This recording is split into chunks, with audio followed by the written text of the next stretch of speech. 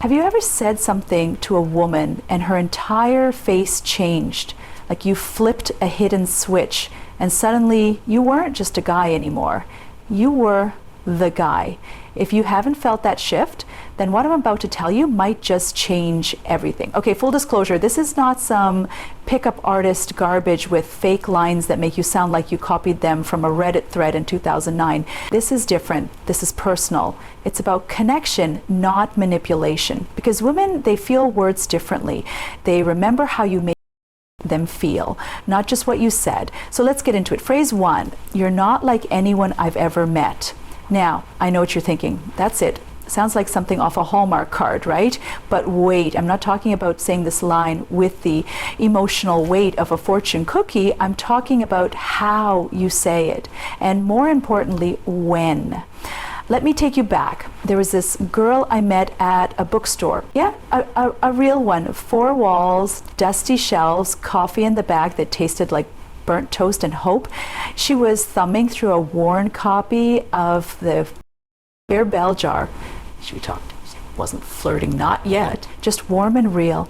I told her she reminded me of a storm, calm on the outside, but something in her eyes was hiding lightning. She laughed, not the polite kind, the kind that says, "Oh, damn, you actually see me." And then a few minutes in, no lead up, no grand performance, I said, "You're not like anyone I've ever met." She didn't say anything, just looked at me like I'd cracked open a part of her that most guys walk right past. You see, the power of this phrase isn't the words, it's the risk inside them. You're not playing it.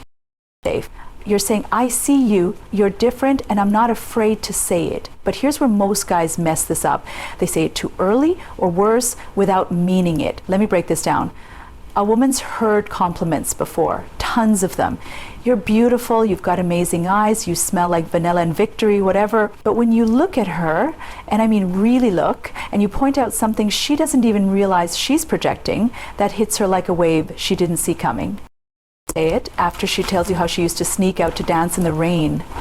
Say it when she talks about the weird way she remembers dreams and color. Say it when she does something vulnerable, not sexy, human. You're not like anyone I've ever met. Is a scalpel not a hammer? Don't overuse it, but when it's right, it lands like lightning. And here's the kicker. The pause after you say it, let it hang. Don't rush to fill the silence. Let her feel it. That silence, that's where the magic happens. Phrase 2, I feel like I could talk to you for hours. Let's get one thing clear. This one is subtle, quiet, like background jazz in a smoky room at 2:00 a.m. It doesn't yell, I'm into you, the way most compliments do. It whispers it gently, intimately, and in that whisper there's power. So let me set the scene. Years ago, I was sitting on the floor of someone's living room during a party that had started out wild and slowly softened into vinyl records and red wine. Everyone was scattered on couches and chairs, half drunk and saying half smart things. I found myself sitting with this woman. Now let's call her Claire.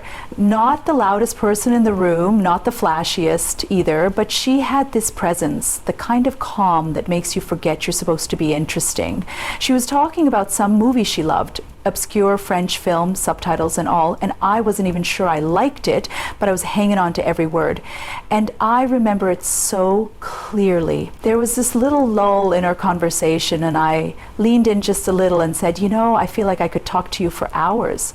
She blinked, smiled, tucked her hair behind her ear, which I now know is one of those subconscious tells when something hits deep.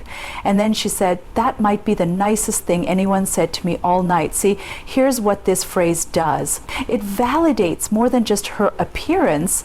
It tells her, I'm not just here for how you look. I'm here for your mind, your rhythm, your weird little metaphors and your side stories, and the way your voice rises when you talk about things you care about.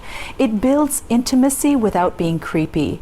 It invites emotional depth without saying, hey, tell me about your childhood trauma.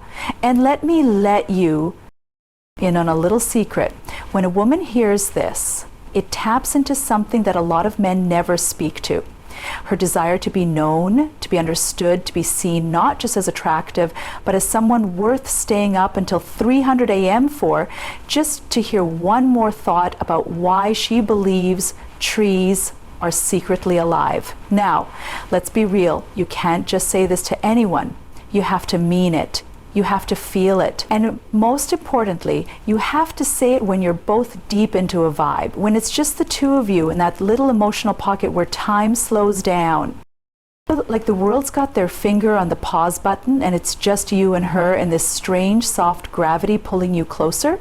This phrase sinks in because it tells her, hey, you're not a checklist I'm trying to complete, you're a person I want to explore. And it works both ways. If she says something like, I feel like I've known you forever, or this is so easy, it's weird, you're in that space where attraction becomes attachment. Absolutely. And this phrase, it nudges it forward without ever forcing it.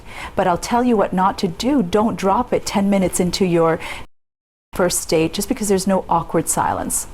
Don't use it as a trick to sound deep. And for the love of all things holy, don't say it while looking at your phone. Look her in the eye, let it land, let it breathe. It's not a magic spell, it's an invitation. And when you say it at the right moment, she'll start wondering what it would be like to fall asleep next to someone who actually listens, someone who makes her forget to check the time, someone who makes conversation feel like home. But if you think that one hit deep, wait till you hear the last phrase, because the third one, that one reaches straight into her soul. For phrase 3, you make me feel lucky just being here with you. All right, this one's special. This is the kind of thing you say when there's already some fire between you. Not a full-blown inferno, not yet, but a strong, steady heat that's been building slowly, quietly. Let me tell you a story. It was late, we were on a rooftop, not some bougie hotel, just a friend's place with a view of the city and a couple lawn chairs that had seen better days.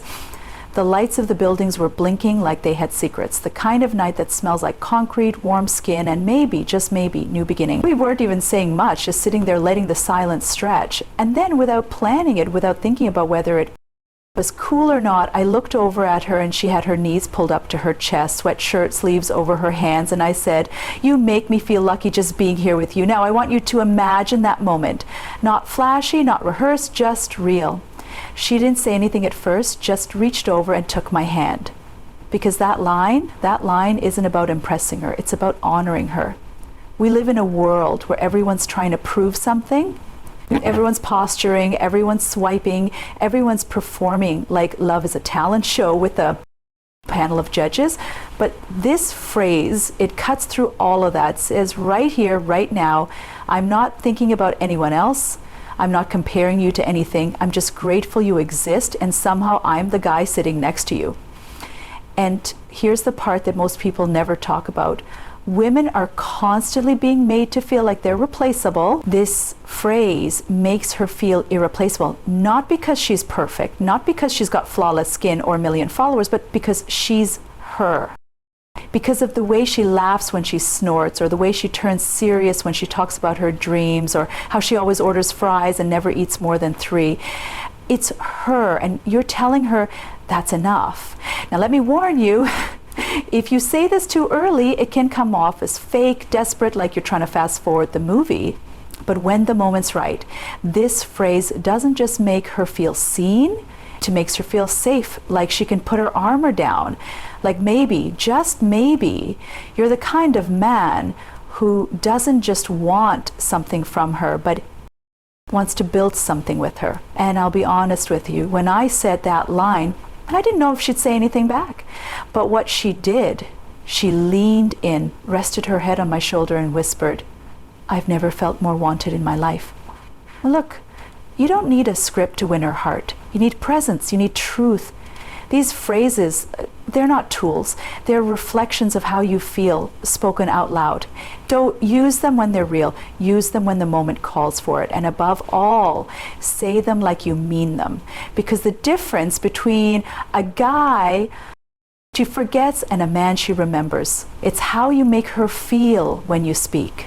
Now, if this hits something in you, drop a comment. Share your moment, your memory, the phrase you said or should have said. And if you want more of this kind of real talk, you know what to do. Subscribe, stick around, let's keep getting better together.